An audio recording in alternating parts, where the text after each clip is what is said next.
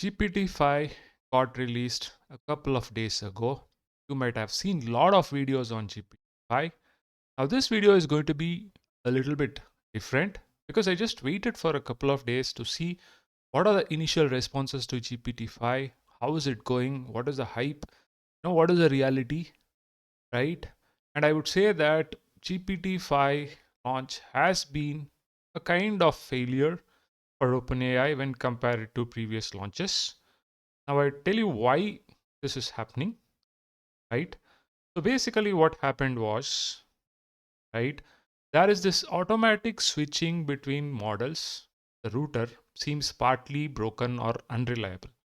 So, basically, what they are saying over here is that GPT-5 is a unified system with a smart, efficient model that answers most questions, a deeper reasoning model GPT-5 thinking for harder problems, a real-time router that quickly decides which to be used based on the conversation type, complexity, tool needs, and your explicit intent. The router is continuously trained on real signals, including when users switch models, preference rates, so on. Okay, so you have this router over here on ChatGPT, right? And then you can ask this query over here, right?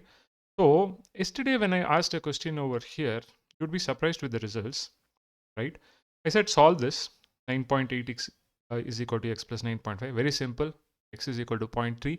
Answer is correct. Now look at this. Solve 9.6 is equal to x plus 9.11. See the answer over here. X is equal to minus 0.5. Completely goes for a toss, right? So what has happened over here is that you have a router now which routes this query based on its complexity to an appropriate model. You don't know which model it is. So it's not transparent to you, right? So this is for free ChatGPT users. Okay. Now for advanced users, pro or plus users, they have introduced again the choice of selection of model. But currently, if you are a free user on ChatGPT, you don't have that option. So you don't know what model is really running behind. And they claim it to be GPT-5. Okay. So maybe I'll ask the question, which model are you? See what comes up. I'm GPT-5. That's what it says, right? And it kind of gives you this, GPT-5 is supposed to be the next big model, supposed to be the next big intelligent model, and so on. And then it's not able to answer a very simple thing over here like this, a simple mathematical question, right? So that's what's happening. So what is happening is that router issues are probably contributing to many negative first impression. GPT-5 is bad, especially when you cannot easily tell which model is handling your request, whether it is GPT-5 thinking or GPT-5, right? Maybe think harder prompts might also help. Okay. So maybe let's try this with, let's put this problem, right? Create a new chat and let me say think harder.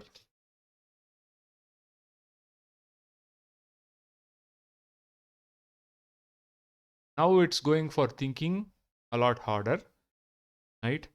But there is another thing. If you were to use this particular think harder, if it is using this thinking mode for a free user, you just have one request per day or something, right? So the chat GPT limits are again crazy, the GPT-5 limits. Okay. So let me also verify that later on the GPT-5 limits. But now it's able to solve this question. Okay. So this also contributed to a lot of negative first impressions. I had tweeted yesterday about this thing, right? Where it could not answer this properly. So many people have tweeted on the same thing. Okay. Then there is a lot of complaints about legacy models being removed and usage limits for plus and free accounts. Okay. So people are asking like bring back 4003 and so on. Context window lengths are clear, nor how many and which exact GPT-5 model ChatGPT uses. Standard, mini, no indicator of which model is active at any moment.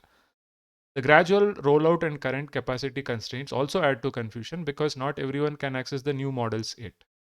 And the biggest thing they did was they mixed up the charts during live stream. Okay. So basically, they showed this chart 52.8 is much bigger than 69.1. This was a huge blunder, right? On their demo when they did the live stream. And then you have things like this where OpenAI claimed 74.9% on SWE bench just to prove that they were above Opus 4.1's 74.5% by running it on 477 problems instead of the full 500.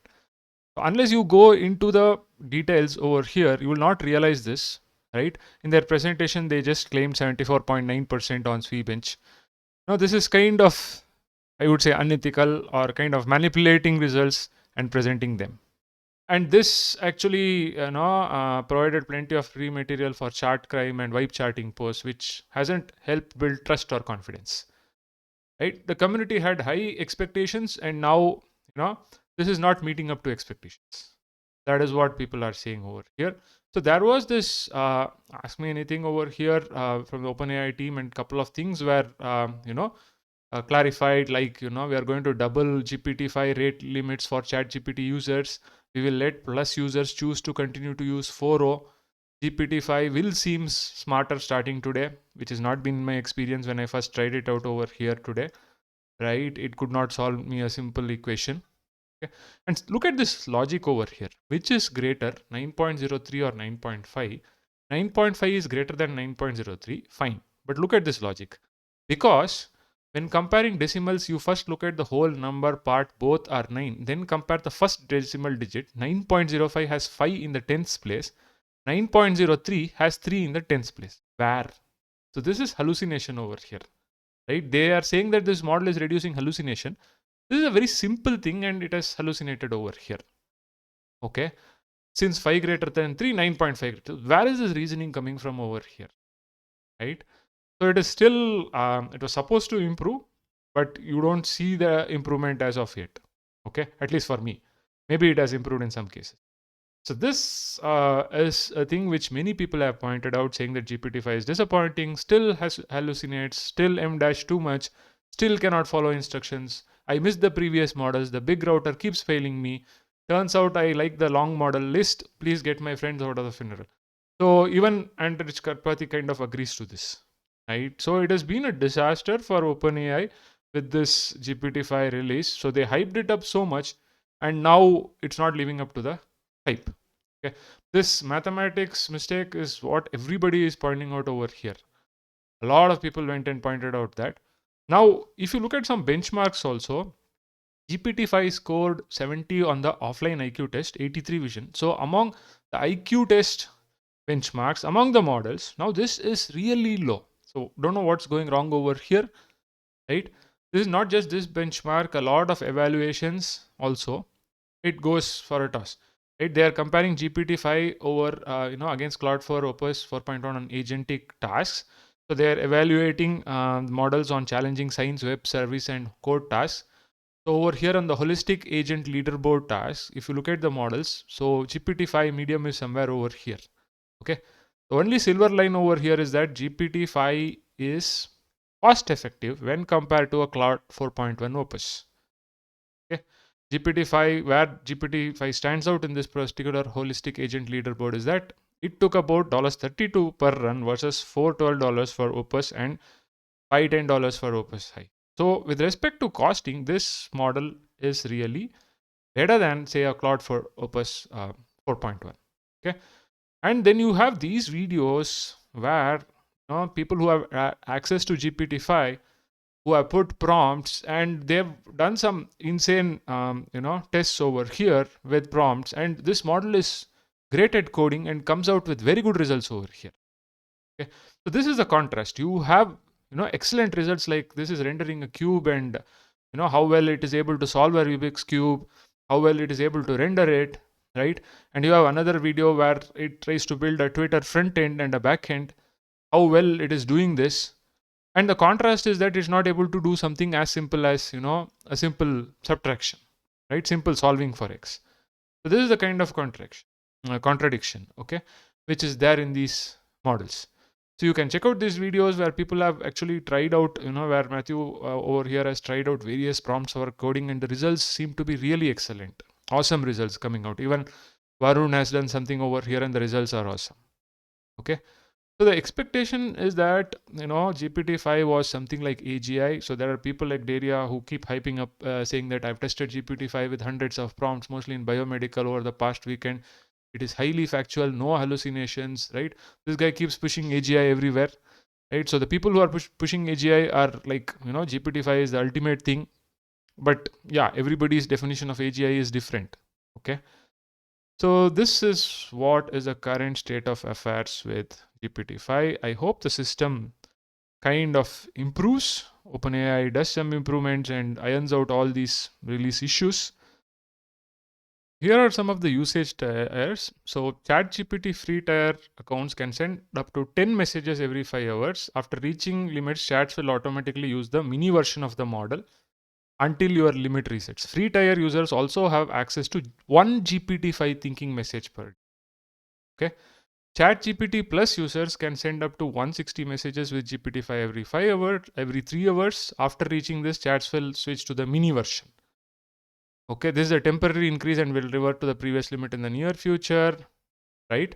And then you have your uh, Team and Pro plan, which offers unlimited usage to GPT-5 models. Okay, so this is the kind of access they are giving to this particular model.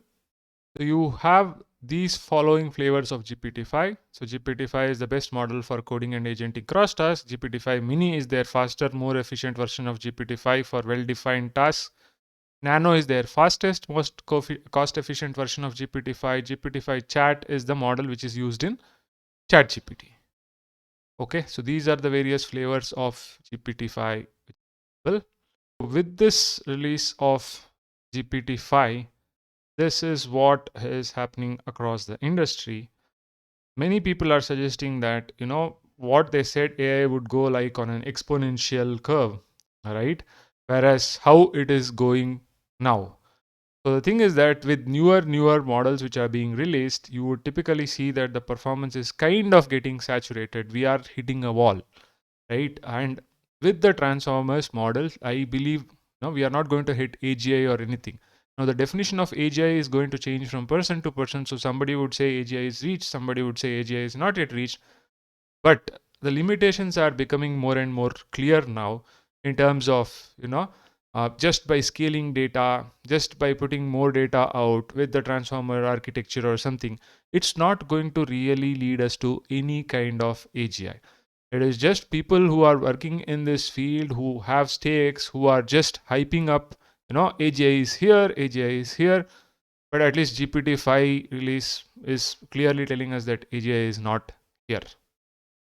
So this was a short video on what I felt about GPT-5 release. I'll be putting all the links in the description of the video. Do check it out.